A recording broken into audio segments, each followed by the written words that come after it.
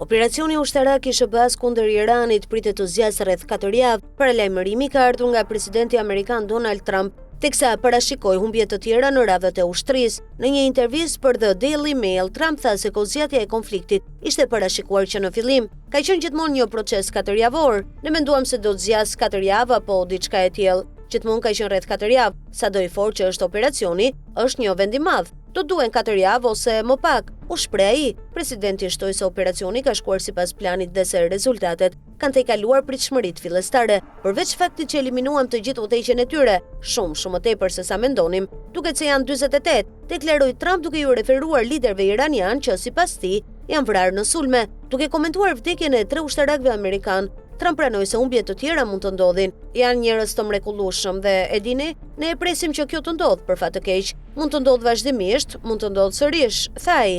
Në një intervistë tjetër për NBC News, presidenti u shpreh: "Kemi 3, por presim viktima, por në fund do të jetë një marrëveshje e madhe për botën." Trump tha se do takohet me familjarët e ushtarakëve në momentin e duhur dhe se mund të udhtojë në bazën ajrore Dover në Delaware për ceremoninë e pritjes së trupave të pajet ose t'i ftoj familjet në shtëpinë e bardhë. Deklaratat e tij vinë në një moment kur operacionet ushtarake në Iran vazhdojnë dhe administrata amerikane sinjalizon për një përballje që mund të zgjasë disa javë.